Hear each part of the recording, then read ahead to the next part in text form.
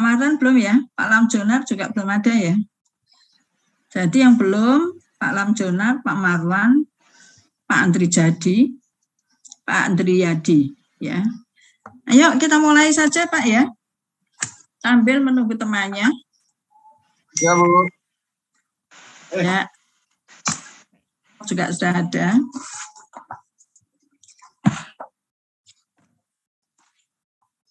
Baik, jadi saya akan melanjutkan untuk yang lalu bahwa manajemen produksi tanaman perkebunan yang Bapak-bapak sekalian berkecimpung di situ, intinya bahwa untuk meningkatkan produktivitas atau produksi dari keseluruhan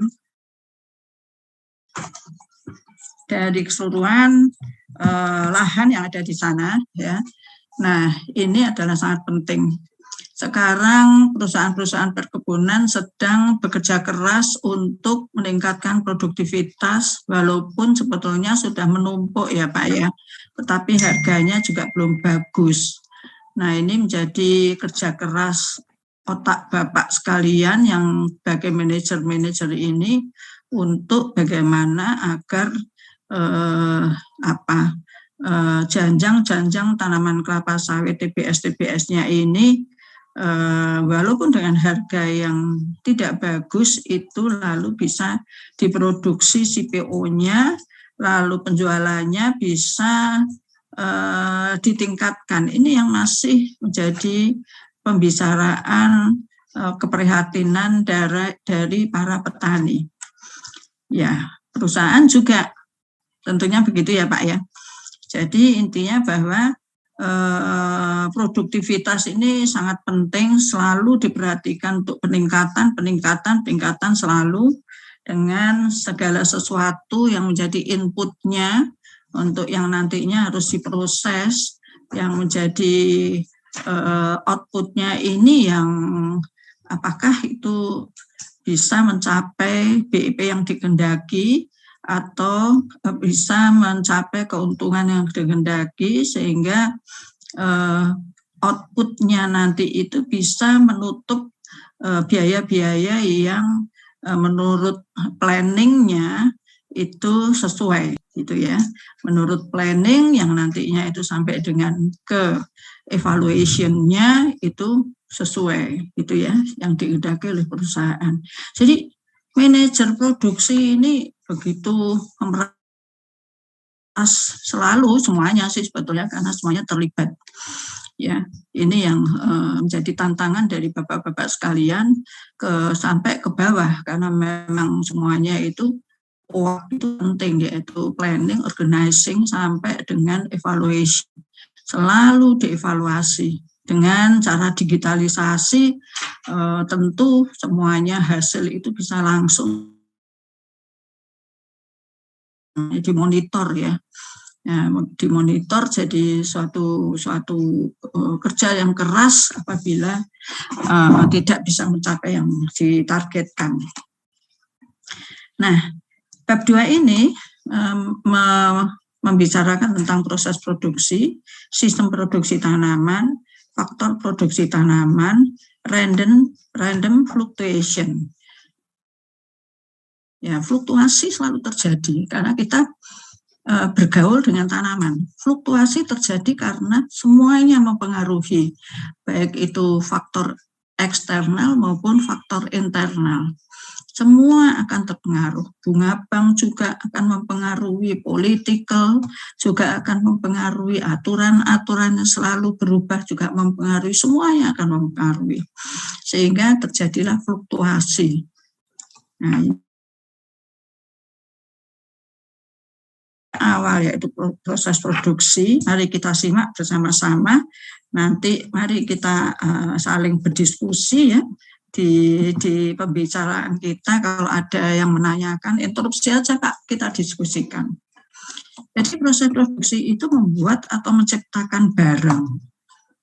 Barangnya itu apa? Ya kita hasil dari kelapa sawit atau pohon kelapa sawit yang kita harapkan itu yaitu TBS. Atau jasa untuk keseluruhan industri untuk memenuhi kebutuhan manusia.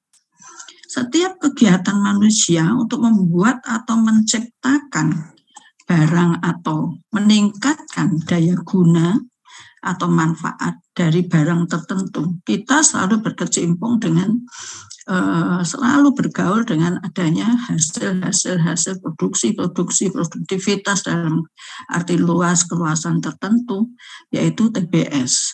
Juga CPO yang nantinya TBS-nya itu akan dimasukkan atau sebagai CPO hasil akhirnya. Walaupun nanti ada hasil turunannya, ya, yang tentunya itu akan diolah atau oleh perusahaan yang lain, misalnya Unilever. Unilever itu nanti akan mengolah, ya, memproses dari kelapa sawit menjadi mentega, menjadi sabun, menjadi Pepsodent, dan lain-lain. Jadi itu adalah hasil daripada turunan kelapa sawit. Bapak-bapak sekalian pasti sudah tahu. Suatu proses proses produksi itu mengkonversikan bahan baku menjadi barang jadi. Jadi bahan bakunya sebagai inputnya menjadi barang jadi, ya, sebagai outputnya dengan memiliki nilai tambah di pasar. Proses ini melibatkan SDM, ya, tentu juga peralatan, ya, energi, juga informasi yang selalu informasi itu dipantau terus bagaimana harga-harga secara nasional maupun secara internasional. Nah, sehingga proses produksi itu seperti ini, Bapak-bapak sekalian pasti sudah tahu. Oh, itu kan ya biasalah kayak begini ini. Nah, inputnya saya ingatkan kembali, ini pengingatan teori-teori yang nantinya itu menjadi planning, menjadi organizing, yang akhirnya sampai dengan evaluation yang perlu dievaluasi setiap ada dievaluasi. Ya, inputnya ya ada manpower-nya, ada materialnya, ada keuangannya, ya, metodenya seperti apa, dan lain-lain. Kemudian memakai mesin atau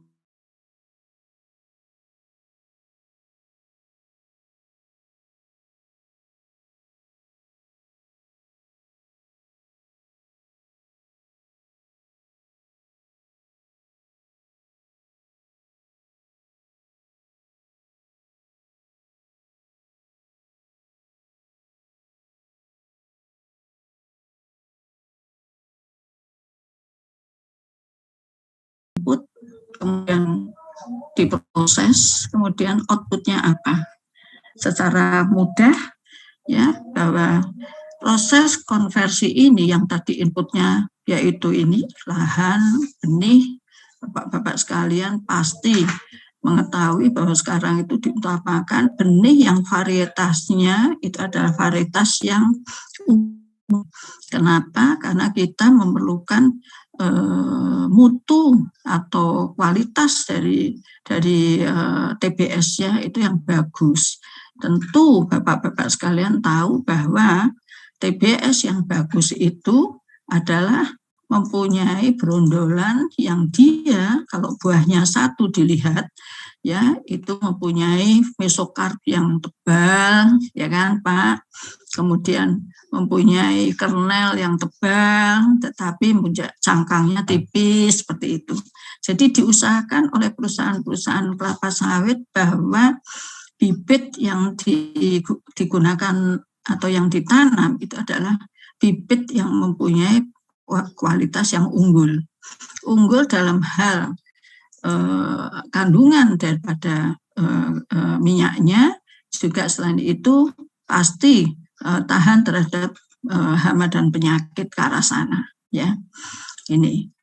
Kemudian bagaimana buruh taninya, ya? Tentunya Bapak Ibu sekalian besok kalau penelitian jangan lupa pasti petani kelapa sawit itu akan diukur juga sebagai variabel, ya. untuk barangkali yang akan diteliti adalah outputnya, diantaranya adalah TBS-nya. Kualitas dari TBS, apakah dia itu sebagai tenaga panen, apakah dia sebagai tenaga pemelihara tanaman, apakah dia sebagai pemupuk, ya. Jadi dia mempunyai keahlian-keahlian yang sudah tentunya ditanamkan oleh asisten, oleh ya kalau mandor di bawah lagi kerani ya sudah ada trainingnya mestinya. Nah, tentu itu dipilih dari orang-orang yang punyai kapasitas kualitas paling tidak bagus kan gitu ya, yang diharapkan seperti itu. Nah, tentu itu perlu evaluasi, tentu itu perlu pengkontrolan ya kan, untuk dievaluasi bagaimana sebetulnya dia. Bagaimana dia itu seksnya, laki-laki perempuan, apakah laki-laki itu lebih bagus daripada perempuan, ya. Kalau tenaga panen untuk pemungut berondolan itu apakah tenaga laki-laki itu lebih dominan daripada perempuan. Nah, itu semua penelitian. Sehingga seks laki-laki dan perempuan perlu sebagai variabel. Ya, nah kemudian apalagi variabel yang perlu diteliti kaitannya dengan hasil, ya, hasil yang nanti akan dicapai yaitu produktivitas misalnya. Nah itu tentunya tenaga panen, ya, tenaga panen yang seharusnya mempunyai kriteria tertentu. Jadi dia mempunyai pengetahuan tentang panen, laki-laki atau perempuan. Ya, umurnya berapa, pendidikannya bagaimana. Nah, itu bisa diteliti untuk penelitian juga sebagai variabel-variabel yang diteliti kaitannya dengan produktivitas. Ini salah satunya ya, kalau penelitian itu tentang kebun. Nah, sehingga output yang diharapkan itu ya tadi itu ya Bapak Ibu sekalian, kalau lateks itu ya pada karet ya, kalau bunga itu ya misalnya pada kalau bunga itu pada hasil yang dipasarkan yaitu berupa bunga misalnya krisantemum ya, kristan bisa juga selain sawit ya. Kemudian biji-bijian, misalnya kopi, misalnya ya. Nah, buah-buahan ya, selain misalnya buah kelapa sawit atau TBS-nya. Semuanya ini proses ya peraturan pemerintah fluktuasi harga ini atau inflasi adanya inflasi harga sehingga mempengaruhi sekali terhadap harga kelapa sawit dan sebagainya. Ya, nah jadi setelah output dikeluarkan tentu akan dievaluasi, benar nggak sih menguntungkan, ya kan? Dari evaluasi itu kemudian akan diteliti kembali sebagai umpan baliknya, ya. Coba dilihat lagi ke arah inputnya, kok ternyata hasilnya di outputnya itu misalnya rendemennya nggak bagus, ya. Nah nanti dan dikembalikan ke sini. Wah, kalau begitu dilihat ya benihnya. Benihnya apa? Marihat, apa SPSS, apa Costa Rica, apa varietas yang lain misalnya varietas apalagi itu banyak sekali ya sekarang ini varietas apa Pak yang digunakan di perusahaan Bapak ini BGA ini.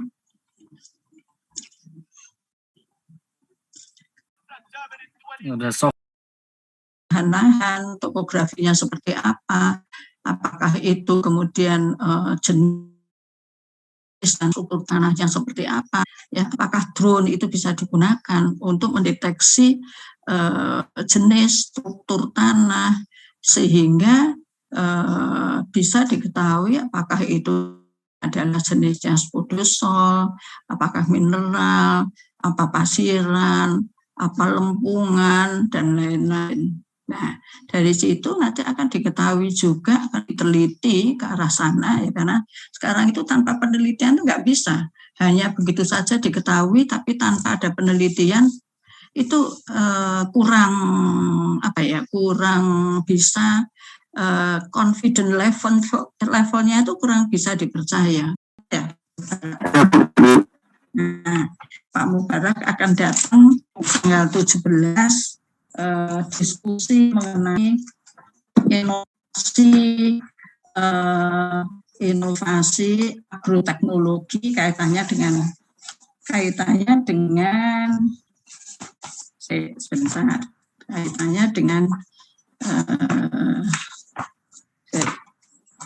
diskusi mengenai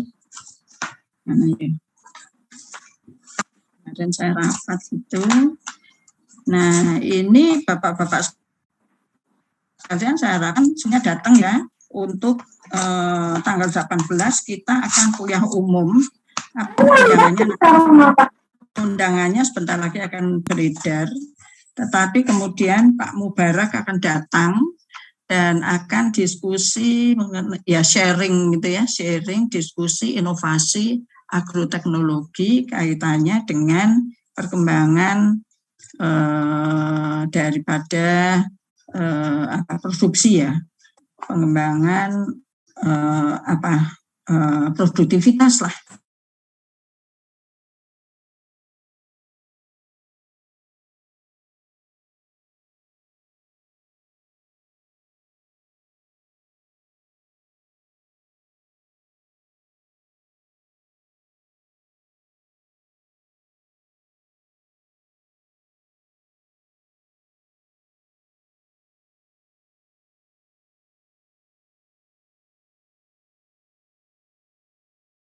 Kemudian dari BGA itu Pak Mubarak. Jadi tanggal 14 itu hari Sabtu Pak, itu nanti akan ada luring dan daring, tapi Bapak-bapak sekalian dengan daring. Sedangkan luring itu yang sebagai pembicara yaitu Pak Mubarak dan Pak Ujito itu dari Astra dan dari BGA. Nah, saya harapkan semuanya akan datang, Pak.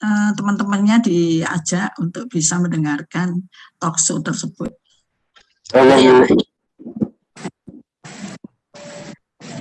Talk show itu mungkin ada kesempatan untuk menanyakan apa yang perlu ditanyakan, sehingga Bapak-bapak sekalian bisa secara bebas, bukan bebas tapi bebas terbatas untuk menanyakan apa yang perlu ditanyakan yang kaitannya dengan nantinya saya harapkan itu kaitannya dengan penelitian Bapak-bapak sekalian, yang kaitannya dengan permasalahan yang ada di perusahaan Bapak sekalian, karena perusahaannya sama kan, BGA, cuma tempatnya barangkali beda-beda ya, atau divisinya beda-beda. Itu tanggal 18 Pak, sekarang ini tanggal 11 kan, tanggal 18 pagi jam 8 sampai kira-kira jam 11 sebelum lohor sudah selesai, cuma 2 pembicara, diikuti oleh semua mahasiswa baik S1 S2 dan semua peserta dari luar, mungkin Sinarmas akan kita undang juga ya. Dan semua mahasiswa alumni yang sudah lulus supaya bisa mendengarkan juga, dan semua calon-calon mahasiswa yang sudah mendaftar untuk semester ganjil yang akan datang.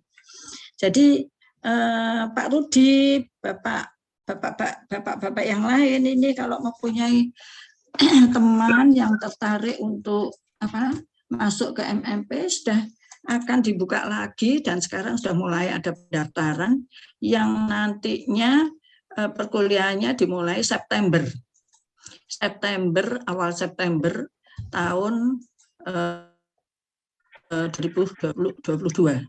September 2022.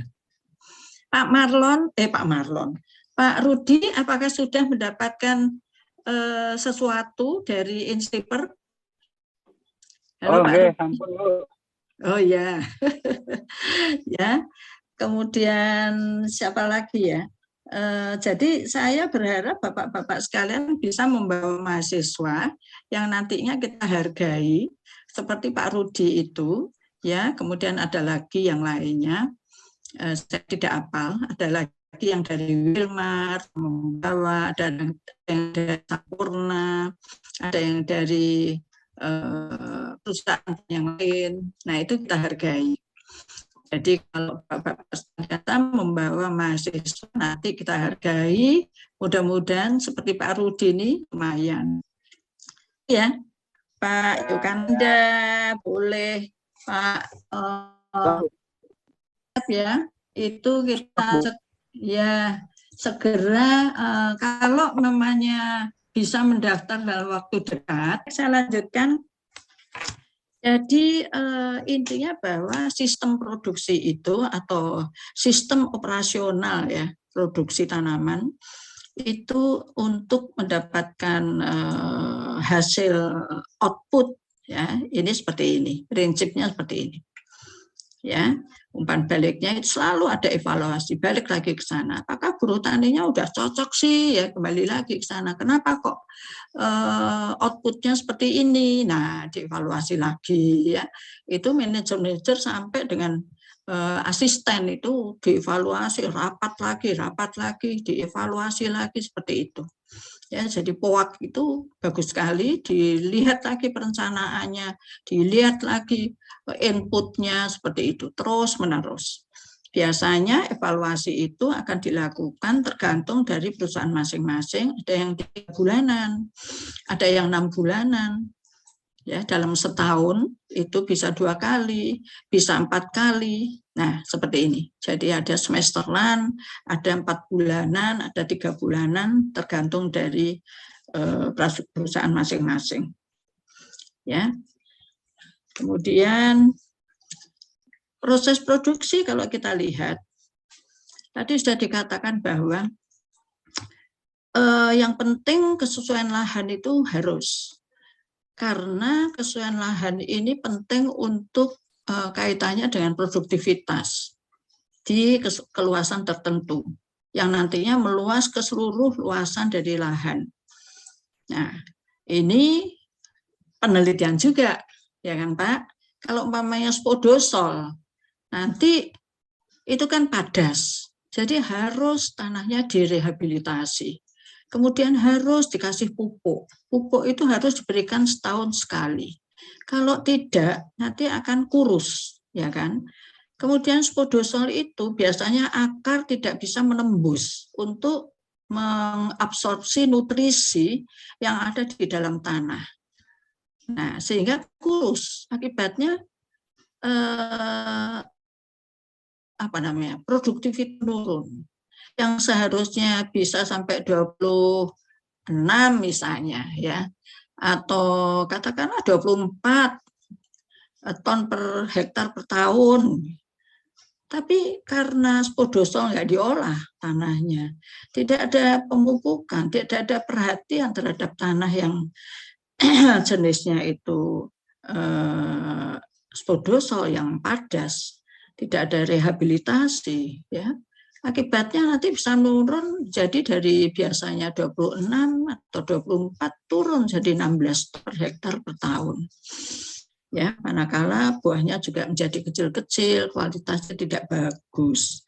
Nah ini Bapak-bapak sekalian sebagai manajer atau sebagai manajer apapun ya, produksi yang terlibat di dalam POAK ini sebagai salah satu dari personal dalam organisasi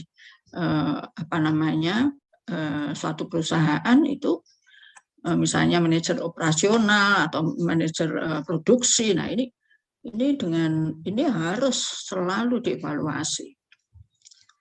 Ya, lahan. Nah, lahan ini kalau sudah diketahui struktur, kandungan kimianya, mikrobakterianya, misalnya secara biologi, ya ada mikrobakterianya di situ, menguntungkan atau tidak.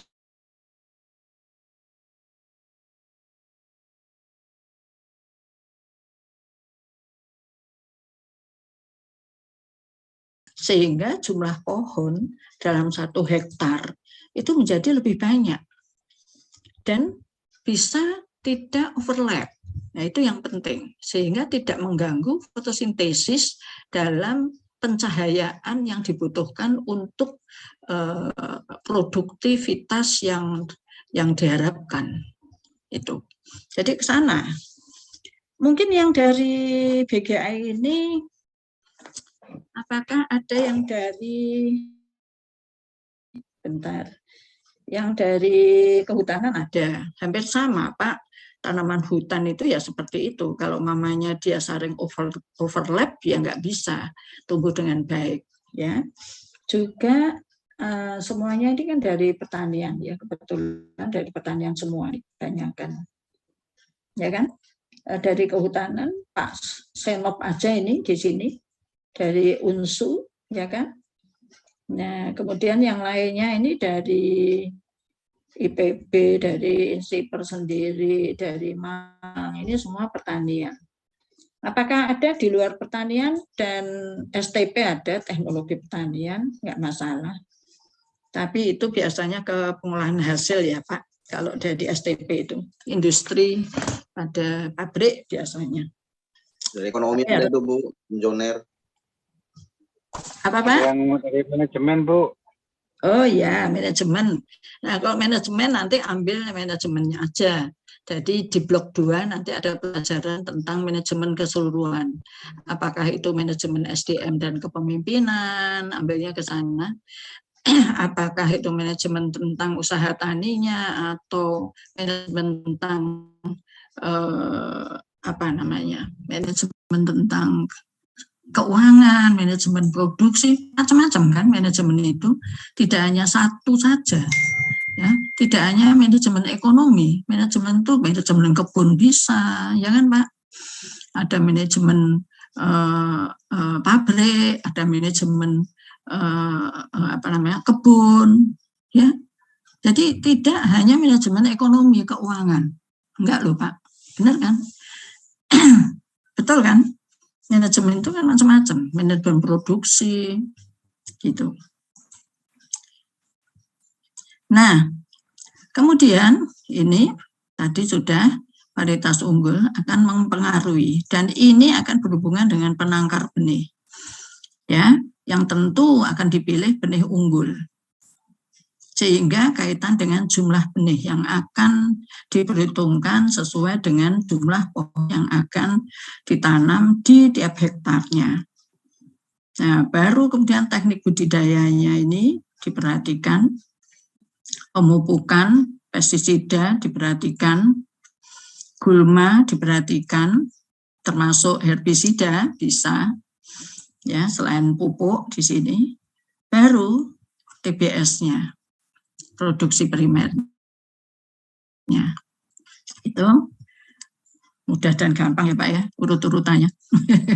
Ini nanti menjadi kerangka, kalau Bapak-Bapak sekalian besok itu akan penelitian mengenai produksi atau produktivitas daripada tanaman, ini bisa menjadi kerangka penelitian Bapak Ibu sekalian, Bapak-Bapak sekalian.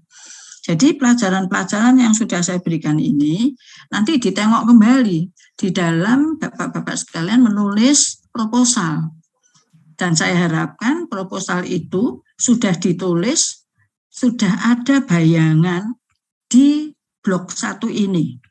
Sehingga Bapak-Bapak sekalian ini sudah mempunyai rencana penelitian yang nanti di blok 2 Bapak-Bapak sekalian sudah siap untuk diseminarkan.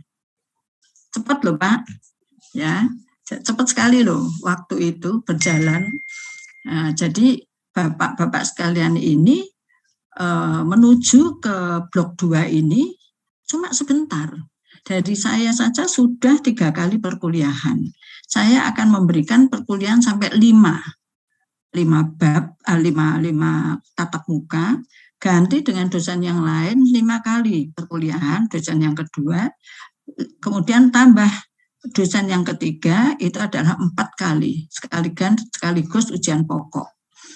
Loh, nggak kerasa loh, ya, dalam 14 kali tatap muka dalam 1 semester ini atau 1 blok ini dibagi menjadi mingguan, 14 dibagi 4, kan cuma 3 lebih sedikit, ya kan? 3 kali jadi 14 dibagi 3 dosen, ya.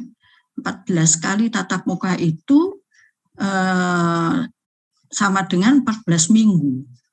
Berarti kan cuma 4 bulan, 3 bulan sampai 4 bulanan sudah selesai satu blok.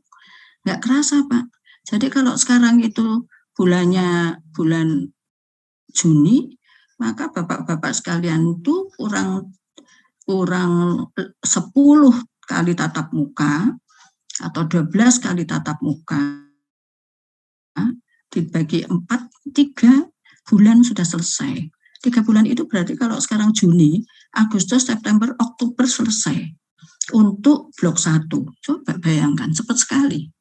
Sehingga saya berharap bapak-bapak sekalian sudah mulai memandang-mandang kira-kira apa ya yang akan seteliti, masalah apa ya yang di BGA ini.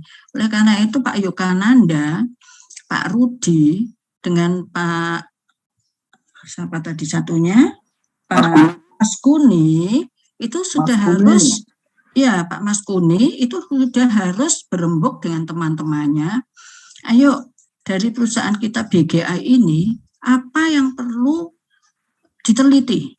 Apa permasalahan-permasalahan yang perlu diteliti? Jadi, tesis Bapak sekalian ini sangat bermanfaat bagi perusahaan. Sudah ada penelitian-penelitian yang diteliti oleh Bapak-bapak sekalian, kaitannya dengan manajemennya, kaitannya dengan teknologinya, karena ada TP-nya kan, kaitannya dengan dari kehutanan bisa ke arah budidayanya, sama ya, hanya tanaman hutan dengan tanaman kelapa sawit itu aja, ya kan? Atau mungkin di situ ada yang hutan yang dikonservasi. Biasanya perusahaan itu kan harus ada satu, ya kan Pak? Ada kita punya konservasi. Nah, itu ya. 3.500 hektar. 1.500 hektar. Kan sekarang harus itu. Iya, Bu. Jadi itu untuk memelihara binatang-binatang yang perlu dikonservasi, itu tanggung jawab dari perusahaan-perusahaan masing-masing. Dan itu bisa diteliti. Nah, itu kehutanan, itu bidang kehutanan. Jadi semua bisa tercakup. Nah, ini sudah mulai. Ayo Pak Rudi tukang ngoyak-ngoyak, kemudian Pak Yoga, kemudian Pak Mas Kuni, ya sekali-sekali kumpul secara daring gitu. Ayo kita berembuk, kita punya rencana masing-masing apa penelitiannya yang bisa menguntungkan perusahaan kita. Untuk BGA khususnya, karena ini satu kelas itu BGA semua. Seperti Wilmar, dulu Wilmar ada GM-nya. Pak Suwardi saya tunjuk sebagai sesepuhnya seperti Pak Rudi gitu. Nah, sehingga beliau itu mengumpulkan, oleh karena itu dua kali lipat dari BGA ini, satu angka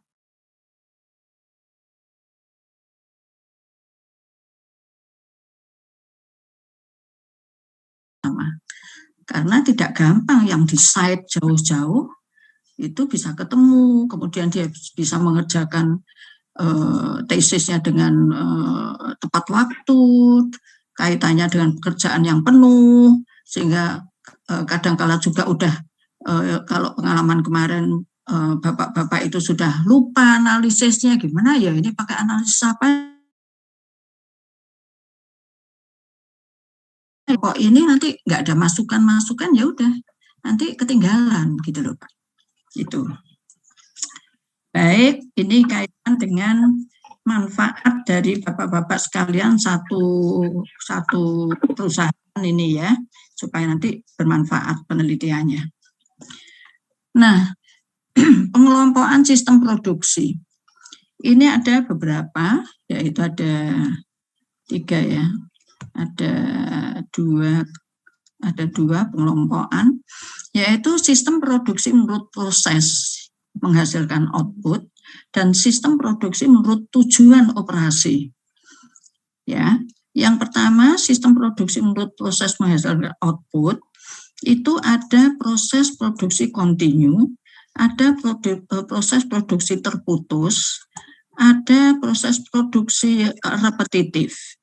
Ya, kalau yang kontinu, waktu setup sebentar, waktu setup-nya itu sebentar, meng-setupnya itu sebentar, karena proses ini meliputi atau memproduksi secara terus-menerus untuk jenis produk yang sama. Contohnya adalah industri kimia, terus-menerus, susu, kertas, dan lain-lain. Walaupun sebetulnya untuk memproduksi CPO itu juga bisa terus-menerus, ya.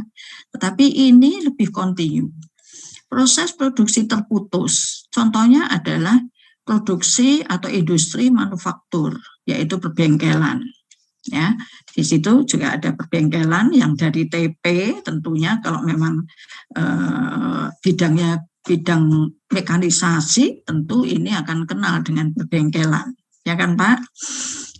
Waktu setup-nya itu lama, memproduksi berbagai jenis barang, yaitu pergantian jenis produk yang dilakukan dengan setup, dengan men-setup, dengan setel, ya, kalau ada kerusakan dan sebagainya. Kemudian yang ketiga adalah proses produksi repetitif. Repetitif itu artinya repetisi, ya. Contohnya adalah, ya, sekarang yang ada di cepat saji, burger, dan lain sebagainya, restoran-restoran sekarang menjamur, misalnya ada kafe-kafe, cepat saji, ini repetitif.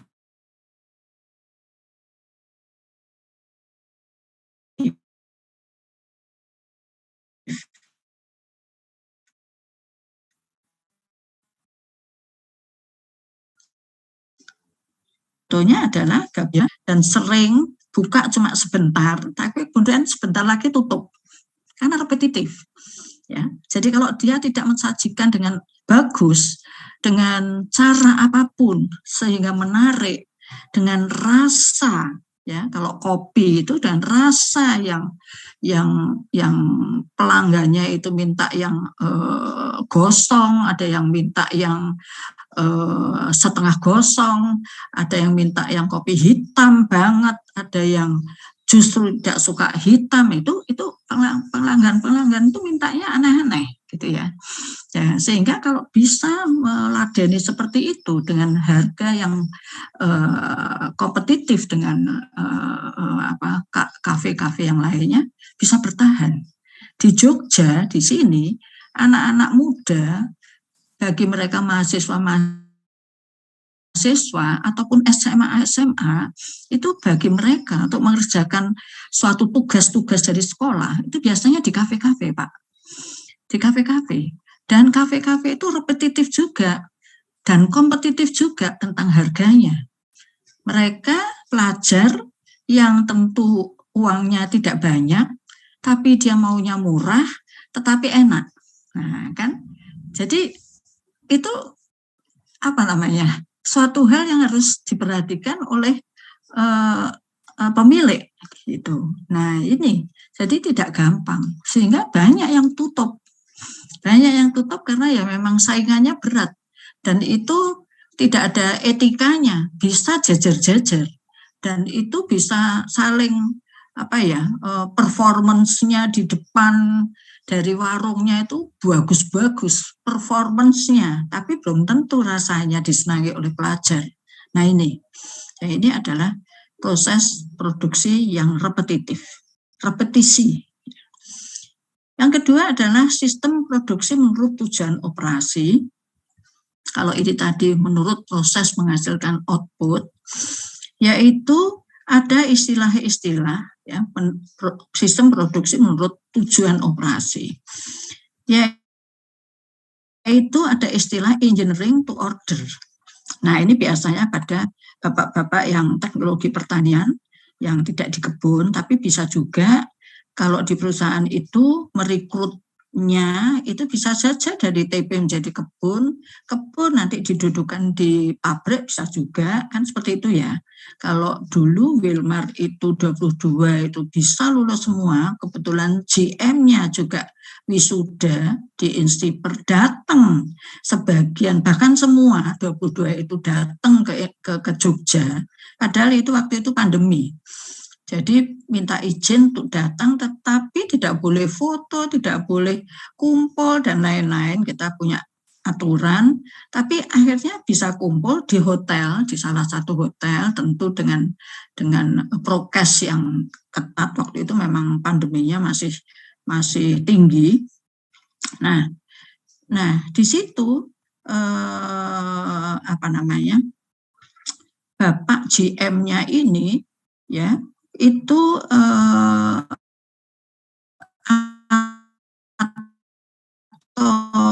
staf daripada Wilmar itu yang dia lulusan dari TP, dia pegang di beda, di bagian yang berbeda, misalnya research and development misalnya di situ misalnya. Nah akhirnya saya lihat bahwa apa yang dihasilkan itu kok bagus. Jadi Pak GM itu minta izin kepada saya waktu itu untuk bagaimana Bu, kalau kita ini kan wisudanya bersama-sama dengan S1, sehingga apakah bisa saya merekrut lulusan S1 yang bareng wisudanya dengan kita S2, sekaligus 2 hari saya menyediakan waktu untuk merekrut mereka-mereka yang mau mendaftar untuk sebagai tenaga di kebun di Wilmar gitu. Tidak hanya kebun tapi ada juga yang di pabrik. Wah, senang banget kan? Jadi saya lalu minta izin kepada rektor, kemudian saya serahkan kepada rektor untuk bisa bagaimana mekanismenya supaya Pak Wardi sebagai GM di Wilmar itu bisa merekrut dengan stafnya. Kebetulan stafnya yang merekrut juga alumni dari MMP kita. Dapat Pak, yang diterima 26 Pak, 26 orang. 26 tidak S2, tapi kebetulan yang lulus itu S1 karena S2-nya itu sudah bubar, sudah ke daerahnya masing-masing, dan mereka juga ada yang sudah mendapatkan pekerjaan, ya sebelumnya itu sudah ada yang sudah nyantol di perusahaan. Jadi akhirnya yang diterima 26 S1 berbagai macam bidang. Coba, lumayan toh, 26 itu banyak Pak. Wah, itu membanggakan. Yang sebetulnya tidak semuanya dari pertanian agroteknologi, tetapi juga dari TP, dari bidang ilmunya, ada yang kehutanan, dari macam-macam itu. Ya, sampai sekarang itu masih ada di sana. Jadi ini Pak, nanti barangkali kalau BGA nanti Bapak-bapak sekalian lulus, kemudian nanti barangkali ada yang ingin merekrut sekaligus, itu 2 hari sebelum wisuda sudah datang ke sini, langsung pinjam tempat di institut kita sediakan untuk bisa merekrut mereka-mereka yang ya tentunya yang kualitasnya bagus itu yang kumlot, yang IP-nya tinggi-tinggi ya Pak. Nanti kita bisa pilihkan. Biasanya wisuda itu sekitar 200-an, 300-an bisa dipilih dari 3 fakultas. Nah itu. Sekarang kembali ke sini, sistem produksi menurut tujuan operasi itu ada engineering to order, yaitu pembuatan produk dimulai dari proses perencanaan sesuai kegiatan pemesan. Engineering to order ya. Nah seperti ini skemanya. Gambaran lead time dari keempat jenis operasi tersebut. Itu ya, engineering to order. Yang kedua, setelah ini diselesaikan atau direncanakan dan kemudian sudah, kemudian MTO, make to order. Jadi ini urutannya keliru ya. Nanti Bapak-bapak sekalian bisa disesuaikan dengan ini. MTO itu adalah make to order, ya. Dari tadi itu, kemudian make to order. Produsen menyesuaikan item menyesuaikan itemnya, yang akhirnya jika dan hanya jika telah menerima pesanan konsumen untuk item tersebut. Jadi setelah dipesan, ya, kemudian make to order, mulai direncanakan bagaimana ya, make to order itu. Kemudian baru atau assembly to order. Atau di sini ya, lebih pendek lagi, yaitu produsen membuat desain standarnya, ya. Nah, modul-modul opsional standar dan merakit suatu kombinasi tertentu dari modul-modul tersebut sesuai pesanan konsumen. Ini biasanya orang-orang teknologi ya Pak. Ya, bisa juga diterapkan bagi orang-orang kebun, tergantung dari bagaimana menyusun perencanaannya, planningnya. Yang terakhir adalah setelah semuanya itu 3 macam itu sudah, persyaratannya sudah, kemudian sudah dibuat, kemudian make to stock, baru di stok, ya, ada sebagian yang dicadangkan, langsung selanjutnya dikirim ke konsumen. Ini, ya. Nah, ini adalah suatu pengelompokan sistem produksi. Sekarang, posisi sistem produksi tanaman dalam sistem agribisnis. Kita lihat, pertama-tama kita lihat tentu inputnya ini, ya, yang mendukung itu adalah ini. Ya, yang pertama adalah tentu semuanya akan disiapkan, yaitu perencanaannya yang masuk di dalam perencanaan, yaitu persiapan sumber dayanya. Kaitannya dengan produksi sudah direncanakan, pengadaan penyaluran sarana, produksi dan jasanya.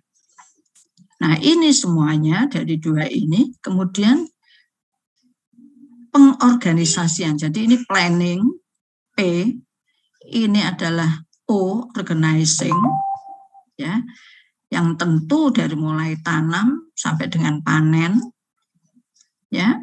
Kemudian baru penanganan pasca panen, transformasi sampai dengan pemasaran. Berkaitan dengan pasca panen, penanganan pasca panen itu, dan sudah mulai dengan industri hasil pertaniannya ke sana, ke pabrik, ya, yang akhirnya nanti akan dipasarkan. Baru ke konsumen. Skemanya seperti ini. Jadi Bapak-Bapak sekalian nanti pada saat membuat kerangka penelitian Bapak yang merupakan suatu proposal, ya, itu urut-urutannya sampai dengan tinjauan pustaka. Jadi bab 1 itu pendahuluan, urut-urutannya nanti atau sistematika dari penulisan tesis itu kita seragamkan. Nanti Bapak-Bapak sekalian akan dikirim sistematika atau disebut sebagai pedoman penulisan tesis dari kita, supaya semuanya itu seragam penulisannya. Dari bab 1 itu pendahuluan, bab 2 itu tinjauan pustaka. Di dalam pendahuluan itu ada latar belakang permasalahan, ada rumusan masalah, ada tujuan penelitian, dan ada manfaat penelitian. Itu ya Pak, itu yang bab 1. Bab 2 itu adalah tinjauan pustaka. Ya, yang istilahnya bisa diganti dengan tinjauan pustaka itu diganti dengan istilah yang lain, ada istilah yang lain sampai lupa ya saya. Nah, tinjauan pustaka ini berisi sumber-sumber atau sumber itu apa? Sitasi itu adalah kutipan-kutipan, ya, yang berasal dari hasil-hasil penelitian terdahulu atau teori-teori yang berkaitan erat dengan tujuan penelitian, dengan permasalahan yang di bab 1 tadi, ya, jadi tidak menyimpang jauh, lalu cerita banyak sekali menyebabkan penebalan daripada tesisnya, bukan begitu ya, yang ada kaitannya dengan penelitian Bapak yang di bab 1, kemudian setelah selesai menjelaskan kaitannya dengan bab 1, bab 2 ini tinjauan pustaka, harus ada hipotesis. Bagaimana Bapak-Bapak sekalian bisa mendapatkan hipotesis atau kesimpulan sementara daripada penelitian Bapak-Bapak sekalian itu hanya dengan kalau Bapak-Bapak sekalian itu membaca banyak dari hasil-hasil penelitian yang sudah dituliskan di tinjauan pustaka, yaitu bab 2 ini. Jadi di akhir daripada tinjauan pustaka ini, Bapak-Bapak sekalian sudah bisa membuat suatu kesimpulan sementara atau simpulan sementara yang berupa hipotesis. Ya, setelah hipotesis harus ada benang merahnya dengan tujuan penelitian.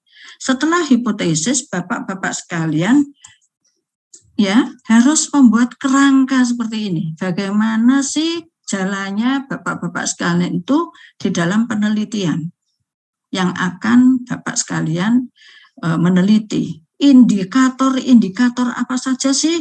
Misalnya ini ya, ini adalah pengorganisasian faktor produksi. Indikatornya adalah tanam sampai dengan panen. Nah, tanam itu indikatornya apa? Ya. Kemudian panen sampai dengan panen ya. Panen itu indikatornya apa? Yang itu merupakan suatu variabel X yang nanti akan diterapkan di dalam analisis data di metode penelitian. Jadi, kalau Bapak-Bapak sekalian sudah membuat skema seperti ini, ya, sesuai dengan penelitian Bapak-Bapak sekalian, lebih enak. Jadi kuncinya di sini, gitu, ya. Nah, ini baru bab kedua. Bab ketiga sehingga mudah untuk membuat suatu metode, cara penelitiannya, metode atau cara penelitian. Gitu ya. Nah, ini kaitannya dengan tadi ya, supaya nyambung Bapak-Bapak sekalian itu pengetahuannya ya ini, tetapi ini nyambung juga untuk nanti membuat proposal, seperti itu. Baik. Sekarang kalau tadi dilihat dari pertama, A itu adalah proses produksi, B sistem produksi tanaman, sekarang yang C, faktor produksi tanaman. Ini, nah faktor produksi tanaman ini, ya, bentar. Terdiri dari sumber daya fisik, physical resources, yaitu lahan, ya, dan sumber daya SDA, sumber daya alam, resources. Bentar. Saya tadi ada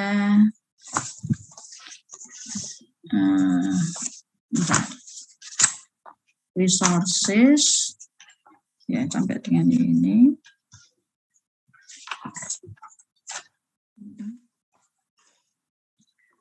Kemudian yang kedua, faktor produksi tanaman ini harus ada labor. Ya. Ini sebetulnya masukannya ya atau apa namanya inputnya ya.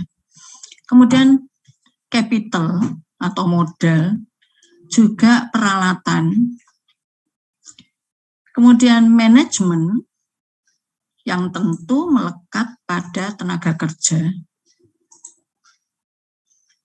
kewirausahaan entrepreneurnya berkaitan dengan produksi, kemudian sumber daya informasi. Sumber daya informasi yang dimaksud adalah informasi selalu harus dipantau terus sehingga tahu bahwa sampai dengan hari ini itu harganya berapa, sampai dengan hari ini itu processingnya itu apa saja dan apa kelemahan dan kelebihannya.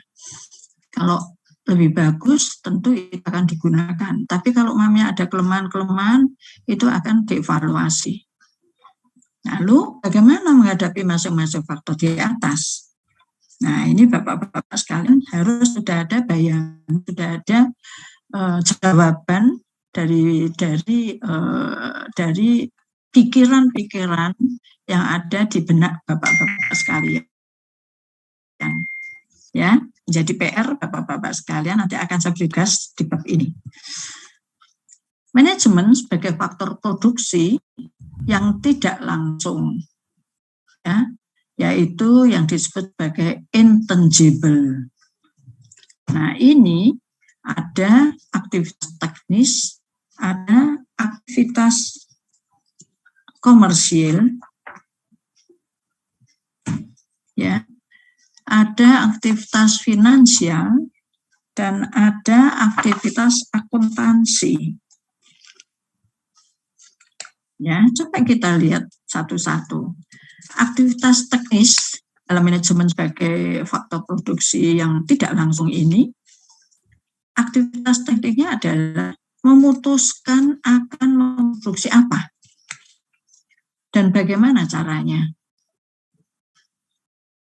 Yang kedua, memanfaatkan lahan, membuat gambaran tentang teknologi dan peralatan yang akan digunakan, serta implikasinya pada penggunaan tenaga kerja. Kemudian menentukan skala usahanya. Ini adalah aktivitas teknisnya. Yang kedua adalah aktivitas komersial, yaitu menghitung berapa dan apa saja input yang dibutuhkan, baik yang sudah maupun yang harus dicari. Ya, tadi input ada berapa macam ya Pak? Yang di depan tadi, yang ada skema-skemanya. Kemudian menentukan kapan, di mana, dan berapa jumlah input diperoleh. Ya, jadi TBS harus dipanen dalam 1 hektar, kapasitas pabriknya dalam 24 jam harus sekian ton, yang nantinya dalam 24 jam itu terus-menerus, sehingga harus panen sebanyak berapa ton dari TBS-nya. Nah, ini semuanya diperhitungkan. Kapan, di mana, dan berapa jumlah input yang diperoleh. Menghitung penggunaan input dan produksi yang akan diperoleh. Produksinya adalah CPO. Harus berhitungan, jangan sampai dalam 24 jam CPO itu berkurang. Bahkan berkurang, bahkan juga rendemennya menjadi tidak baik misalnya. Berarti itu menyangkut produktivitas dan kualitas daripada TBS-nya. Ini, jadi terus-menerus dipantau dalam 3 bulan dievaluasi, atau 4 bulanan dievaluasi, atau 1 semester dievaluasi. Kemudian menentukan pemasaran hasil sesuai kualitas produk. Nah, ini baru ketahuan bagaimana pemasarannya, bagaimana harganya, bagaimana pendapatannya, bagaimana atau berapa labanya. Terus-menerus, jadi akuntan itu bekerja terus, manajemen bekerja terus, ya. Tidak selesai-selesainya pikiran untuk bisa mendapatkan laba. Yang ketiga adalah aktivitas finansial ini. Mendapatkan dana, apakah milik sendiri, apakah berupa pinjaman dari bank, atau dari sumber lain. Menghitung penggunaan dana untuk memperoleh pendapatan dan laba pada jangka panjang. Kalau Bapak-Bapak sekalian berasal dari akuntansi, semua data sudah ada di perusahaan. Ya. Dari tahun ke tahun apakah meningkat ataukah menurun? Bisa dilacak kalau memang belum ada penelitiannya, bisa digunakan penelitian itu misalnya 5 tahun ke belakang. Dari mulai tahun 21, 22 belum selesai. Kalau 21 belum ada datanya atau datanya belum terkumpul di bank data, ya nanti 20 ke bawah, 5 tahun ke sana. Ya, jadi 2015 sampai 2020.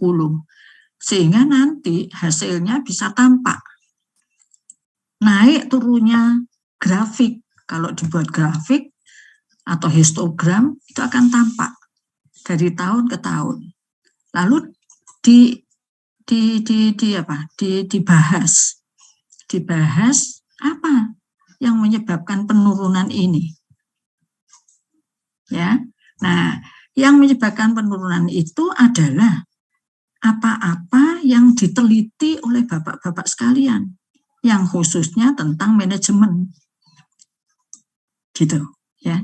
Nah ini, apakah tenaga kerja masuk sebagai variabel, apakah kualitas tenaga kerja masuk dalam variabel, misalnya tenaga panen, dengan banyaknya turnover. Banyaknya turnover itu menyebabkan penurunan daripada panen misalnya. Sehingga banyak berondolan karena tenaga ahlinya banyak yang keluar. Nah, ini akan merugikan perusahaan. Ya. Nah, kemudian yang kedua adalah menghitung penggunaan dana untuk memperoleh pendapatan dan laba dalam jangka panjang. Menghitung kebutuhan dana untuk jangka panjang juga. Kebutuhan, kalau yang di atas adalah penggunaan. Kemudian yang di atasnya lagi, milik mana? Pinjaman atau milik sendiri dana tersebut. Yang keempat adalah aktivitas akuntansi. Nah ini yang dari manajemen, membuat catatan tentang semua transaksi baik bisnis maupun pajak. Semuanya data-data itu sudah ada di perusahaan. Oleh karena itu saya bilang bahwa penelitian bapak-bapak sekalian itu di kurikulum kita cukup 4 bulan. Tetapi dalam waktu 4 bulan ini sebelumnya diikuti dengan pembuatan proposal. Proposalnya harus diseminarkan supaya dapat input-input ya. Tidak disalahkan saja, tapi mendapatkan input-input, masukan-masukan supaya terjadi adanya perbaikan-perbaikan demi untuk baiknya proposal bapak-bapak sekalian. Jadi input-input dari teman-temannya sendiri dicatat pada saat seminar proposal. Nah itu menjadi perbaikan bagi dosen pembimbing yang dikonsultasikan dengan dosen pembimbing dan bagi bapak-bapak yang buat proposal tersebut. Ya, setelah itu baru kalau diperbaiki dari input-input itu baru bisa penelitian dengan izin surat yang saya buatkan dari MMP. Terjun penelitian, data-datanya sudah ada semuanya, tinggal olah data, susunlah tulisan, susunlah hasilnya dengan analisis data, misalnya dengan statistik misalnya, dibahas, kemudian disimpulkan dengan pembimbingan dari dosen pembimbing. Gitu. Nah ini kaitannya dengan penelitian tadi ya, balik lagi ke sana, supaya bapak-bapak sekalian itu nanti bisa tepat waktu. Selalu saya ceritakan untuk proposal, untuk penulisan ya. Dan jangan lupa browsing itu dicatat di notes ya. Jadi dalam sehari bisa browsing 3 kali dalam setengah jam, bisa. Mensitasi atau menyitir atau menyalin dari hasil-hasil penelitian yang ada, yang dari browsing bapak-bapak sekalian ini mencari hasil-hasil penelitian yang terdahulu. Gampang kok Pak, bikin tesis itu, penelitian itu gampang ya. Cuma sekarang bapak-bapak sekalian itu harus continue. Kalau tidak continue itu memang lalu ya udah diletakkan gitu. Oleh karena itu saling spirit itu penting gitu ya. Nah, aktivitas akuntansi membuat catatan tentang semua transaksi baik bisnis maupun pajak, membuat laporan, menyimpan semua data tentang usahanya. Ini adalah aktivitas akuntansi.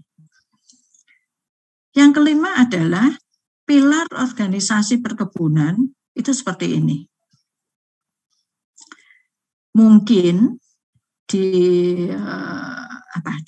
perusahaan-perusahaan dengan beda perusahaan dengan perusahaan yang berbeda-beda itu mempunyai pilar organisasi yang lain, walaupun kuncinya seperti ini sama, ya. Chief of Officer itu terdiri dari yang harus ada dan harus di bawah dari Chief of Officer ini adalah melihat atau mempunyai data produksi dari tanaman, selalu mengevaluasi dan mengkontrol SDM-nya, selalu mengevaluasi keuangannya, ya, controlling pasti, ya, baru sampai ke pemasarannya. Dari keuangan saja, akuntansi penting di situ untuk memperhitungkan keuangan. Ini urusan akuntansi. Kemudian untuk produksi tanaman, itu harus dilihat terus-menerus tanamannya, bagaimana produktivitasnya, bagaimana pemeliharaan tanamannya, ya, yang akhirnya itu adalah menyangkut tentang pengolahan dan pemeliharaan tanaman, ya, pengolahan tanah yang jenisnya, strukturnya, misalnya yang dikehendaki itu sesuai dengan pertumbuhan dan perkembangan tanaman, sehingga itu sangat mempengaruhi secara fisiologis, akan mempengaruhi produktivitas. Ke situ terus, gitu ya. Sebetulnya nggak sulit. Nah, perencanaan produksi pertanian itu adalah pertama, pemilihan komoditas pertanian, pemilihan lokasi produksi pertanian dan penempatan fasilitas pertanian atau perkebunan, ya, Bapak-bapak sekalian. Tanamannya bisa perkebunan kalau kita. Kemudian skala usaha perkebunannya atau pertanian.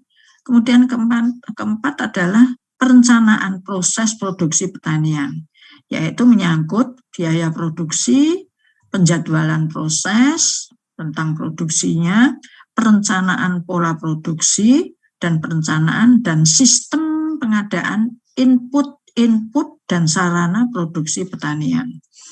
Ya, saprodi, gitu ya, sampai dengan itu. Nah, sehingga perencanaan produksi itu lingkungan amat sangat mempengaruhi. Jangan lupa lingkungan itu selalu mempengaruhi. Kalau dilihat dari inputnya, kemudian prosesnya, dari input diproses, kemudian outputnya, produknya, yaitu sama seperti yang tadi, ya. Ini adalah merupakan sistem produksi atau skema yang selalu hampir sama dengan yang di depan, ya. Tetapi jangan lupa bahwa seringkali tenaga kerja, modal, energi, tanah, informasi, manajerial ini masih ada yang lainnya, ya, mesin misalnya, mekanisasinya, alat-alatnya, ya.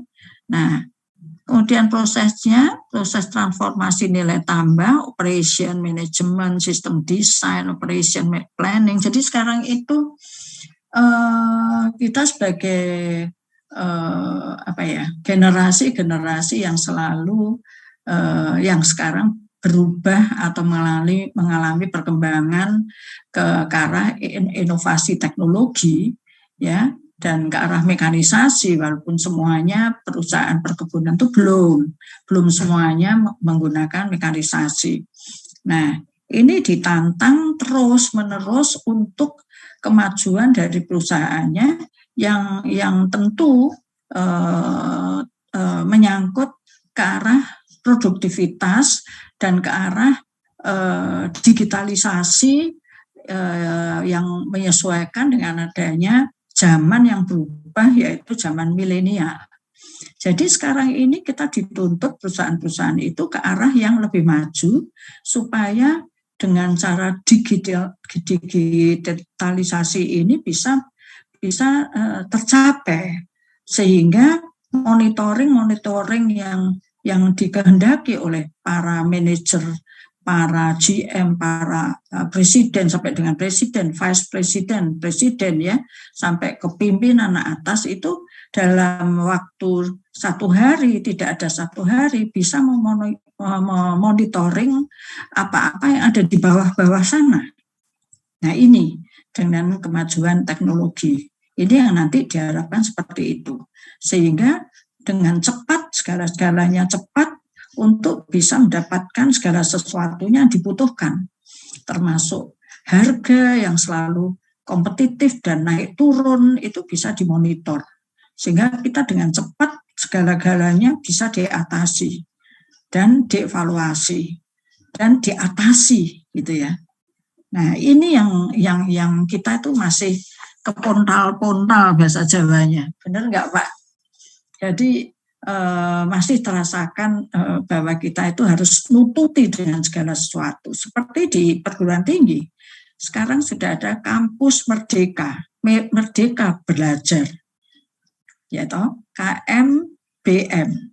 Jadi sekarang ini kalau bapak-bapak sekalian nanti S2 juga akan, tapi ini baru S1 aja masih kayak begini, masih belum jalan dengan baik. Bapak-bapak misalnya di S1-nya itu Fakultas Pertanian, tetapi mahasiswa yang di Fakultas Pertanian ini ingin mengetahui bagaimana sih untuk melihat melihat pembuatan roti di proses industri ya, pemrosesan atau di proses industri pertanian atau perkebunan yang pembuatan tentang memproduksi roti beneran gitu loh. Nah itu yang membuat kan TP, Teknologi Pertanian, Fakultas Teknologi Pertanian, ya. Nah, yang jurusannya atau prodinya adalah Teknologi Hasil Pertanian. Nah, di situ saya kepengen sekali melihat processing pembuatan kopi atau pembuatan roti, ya. Itu adanya di prodi di Fakultas Teknologi Pertanian. Nah, kita ambil di KRS, kita mengambil ke sana. Jadi antar fakultas itu bisa, bahkan antar university atau antar fakultas di university yang berbeda itu bisa, asal ada kerjasama antar university atau antar perguruan tinggi. Nah ini namanya Kampus Merdeka Belajar Merdeka yang sekarang lagi berjalan ke sana, dan sepertinya pempraktekannya juga belum banyak.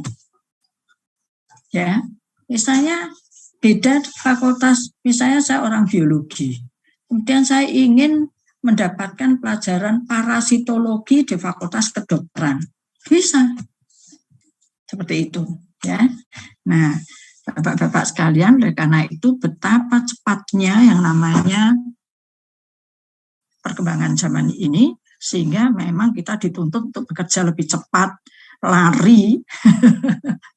lari, tetapi itu butuh segala sesuatu yang harus sesuai dengan segala sesuatu juga, ya kan?